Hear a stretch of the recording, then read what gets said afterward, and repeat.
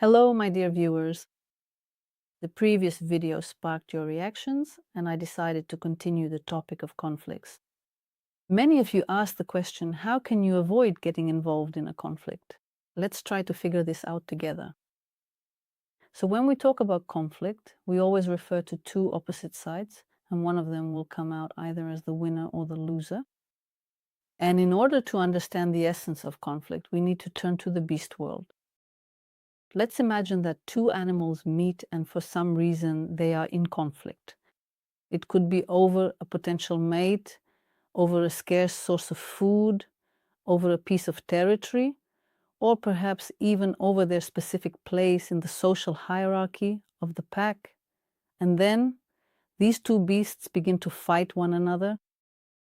And in this fight, the one who loses feels humiliated, torn apart, while the victor rises above him, may even place his paws on the loser's chest, growl in his face, or even tear him apart completely. In other words, the loser is almost as good as dead, and so when we get involved in a conflict, not a human conflict, but a beast one, we fight for the place of the winner, and the thought of being the loser is terrifying to us. Especially when two beasts are fighting inside a circle and the pack is sitting around them, that is when there are spectators. But whether there are spectators or not, we still take part in this struggle. And this feeling of a struggle, not for life, but for death. This happens to us, both with those close to us and with distant acquaintances. Now, let's move directly into the contact itself. So, when two individuals engage in contact, they are potentially in conflict because each of us needs our own conditions in order to feel comfortable. Whether it's topics of conversation, the sound of a voice, and the tone of voice, the emotional context of speech, and even the other person's appearance, how they behave, how much they gesture. Some people find unemotional individuals unpleasant, feeling cold around them, while others are intimidated by emotional people. That's why initially we are already in conflict, but it's as if we tacitly agree that we will behave peacefully with each other. But as soon as something fundamental happens, something important to us, in other words, things don't go my way, then in that exact moment, it feels as if we cease to be human beings and instead become two small beasts engaged in a fierce battle together. Let's break this down with a simple real-life example. Let's imagine a husband and wife. They both work and they don't often get to spend much time together. But this time, they have decided to cook dinner together. And for dinner, they're making cutlets with mashed potatoes. And so the wife says, "Honey, please help me make the mashed potatoes. Mash the potatoes for me." She tries to pour milk into the pot, but the husband says, "Don't add the milk. You should mash the potatoes without milk. They mash better that way." But the wife says, "No, you need to add the milk first, bring it to a boil in the pot so the mashed potatoes will keep longer." The husband says, "No, mashed potatoes should be mashed without milk or butter."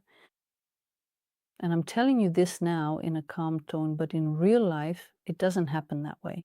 When the husband says you should mash the potatoes without adding any milk, at that specific moment, he is not yet in a state of conflict.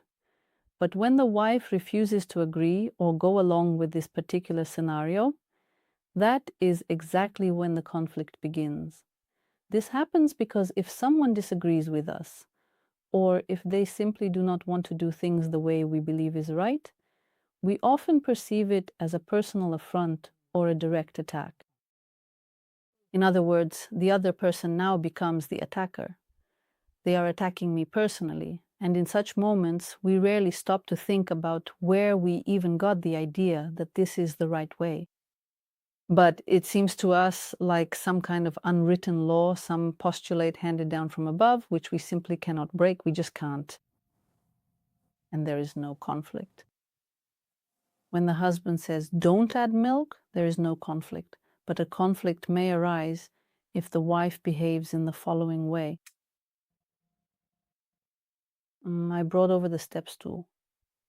And when I say, no, we need to add milk. You see, by my tone, it is as if I put myself one step above my husband in that moment. I switch to a didactic tone. I begin to articulate my thoughts and speak out in a manner that clearly asserts my superiority, my absolute authority, and the undeniable correctness of my position. When my husband hears this tone of voice, he will want to stand one step higher, still, one more step higher above me, to defeat me. And if you are really attentive to conflicts, you will hear very clearly how they escalate. And you can hear it in the voice, how it begins to become louder and louder, and emotional pressure begins to appear there. That is, when I say mash the potatoes, the tone is calm and even. But when I say no, first you need to add the milk, then it already sounds completely different. You see, I am escalating the conflict. And as soon as I choose a certain tone, or my husband chooses a tone, for example, he says, no, that's not right. That is no. Like this, that's not right. He immediately steps up a level. And if one person steps up a level, the other is implicitly offered to step down a level. In other words, I already want to win. I have this desire to be right. And to be right, to be the one who is in total control, to be the ultimate winner, inevitably and consistently means offering the other person the role of the loser, right? We pick up on this, and that's exactly how it is. Because when I speak in a certain tone, I am offering the other person to be above while I am below, or rather, I am raising myself above. For example, I say, honey, that's not the right way to do it with the potatoes. You need to add some milk to the potatoes. There's no such tone here, but as soon as I start speaking like that, the moment I switch to that tone, I immediately elevate myself and talk to him as if he's an idiot. A husband can also speak to me this way, saying, sweetheart, that's not the right way to cook. And at this particular stage, influenced by common psychological stereotypes, we might suggest this behavior represents a classic manifestation of passive aggression, although in reality it's a desire to be above and to speak to the other person from a position of superiority, as if they are lesser. Many parents speak to their children this way. What's wrong with you? And when children grow older, they resist this tone of conversation because their parents are placing them below themselves, treating them as if they are small, as if they are beneath them, lesser, not more important. And a child, a teenager, who is already trying to establish their own identity cannot tolerate this kind of tone. And this tone is actually quite difficult to notice. Because when we speak, especially in a raised voice, no, you shouldn't do that, for example. In these raised tones, we are convinced that the other person simply didn't understand us. We just need to explain it one more time, and then they will understand. We need to explain it louder. We need to explain it in more detail. But in reality, we are no longer speaking for the other person. Instead, we are imposing our own correctness. And when I am correct and you are mistaken, it always carries the implication that the other person should be somehow lower in status and significantly less important. And it is difficult to recognize this tone in ourselves because internally, on our own inner screen, we see one picture, one storyline. But when we are filmed from the outside, if someone were to record us in those moments, I would see a completely different picture. In other words, it didn't seem that way to me from the inside. Some shouting at a loved one, no, no, don't put pasta on my plate. I said, I don't want it. Don't serve me any at all. And a person who speaks like this may feel that they are defending their boundaries. But if someone were filming them, they would see that in that moment they are being aggressive and putting the other person down, offering them that lower step, the one I was just walking on. These kinds of heated conversations, when each person tries to outshout the other, even if it's not actual shouting, it can sound like this, in this seemingly attentive, careful tone. And then it becomes even harder, because when there is open aggression, at least it's clear someone is definitely attacking me, you're yelling. But when someone speaks in that tone saying, "Sweetheart, you shouldn't do it like that, not with the potatoes. You should do it differently." And it's this tone when I say, "Don't talk to me like that," to my husband, or my husband says to me, "Don't talk to me like that."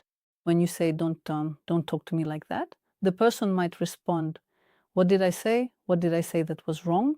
And you realize that the tone is off, but you can't quite understand what's wrong with it. You don't understand why you don't like it. You don't like it because the person is speaking from a superior position, from a position of knowing better, as if they know better than you, as if they're talking to you like you're a child, as if you're not the one in charge, as if you're somehow lesser. And often we react specifically to the tone, because instinctively our first reaction is to the tone. The words themselves can be quite innocent. If we take this phrase and say it in a calm tone, for example, "No, you should mash potatoes without milk." If I speak in a calm voice, such a remark will only trigger an emotional outburst in the other person if they constantly feel like they're being attacked. And in order to fully comprehend and analyze, later on, exactly what caused the conflict in the first place, I need to be very clear about the specific details of it was really about the specific kind of emotional state that my own personal self happened to be experiencing at that time. Whenever I start to realize and become aware that a conflict might be starting, I immediately begin to pay much closer and more attention to my inner self.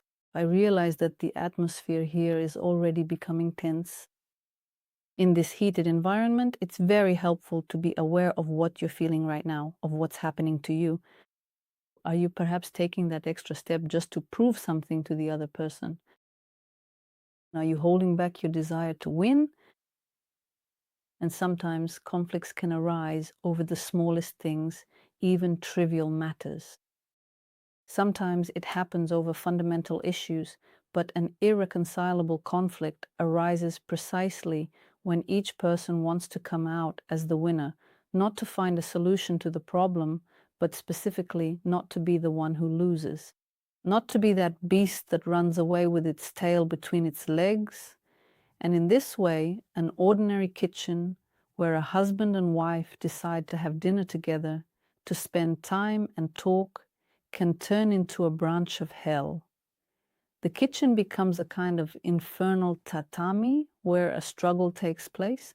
Have you heard this expression? The struggle of the nanny boys? There, one dancer dresses up to look as if he is two boys wrestling with each other.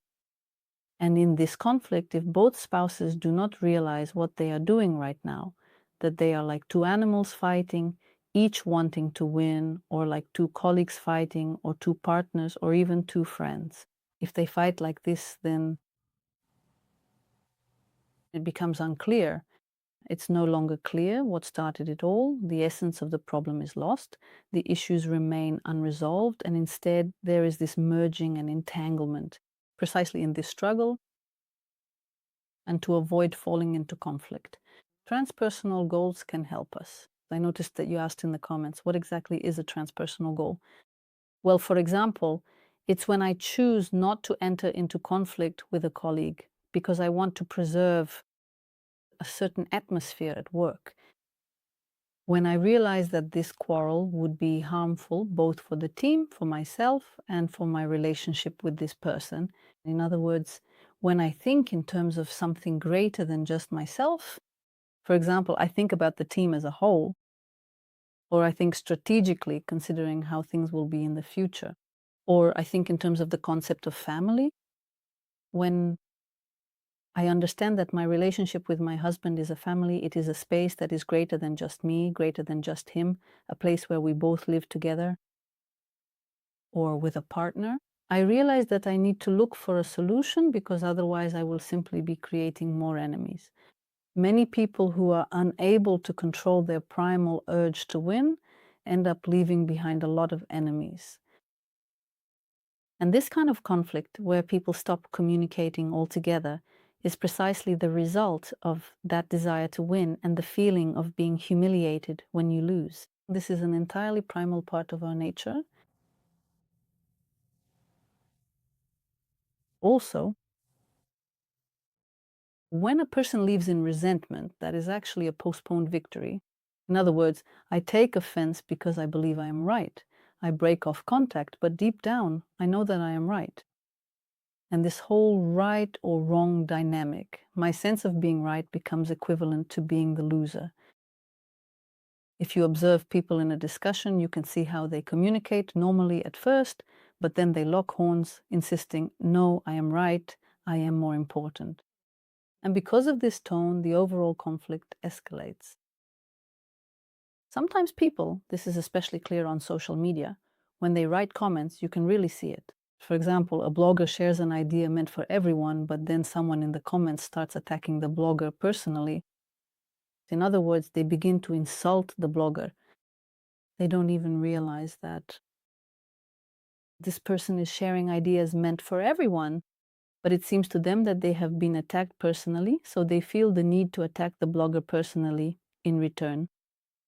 And of course, when you encounter such comments, essentially when you come across a troublemaker, you need to be very careful because their goal is to defeat you. They have come to make you the loser and to prove themselves right. I would also like to draw your attention to the fact that when we do enter into a conflict, when the other person chooses to engage in conflict, then in such a situation, it is impossible to either lose or win. In other words, we are not saying that you need to win or that you should never try to win. You need to know how to accept being the one who loses. We do not say this because if we lose, then the other person, this inner beast, will begin to seize more and more of the space around us and to impose more and more of their own rules. But if we enter into this clarification with the intention of winning, then we create a space between two enemies.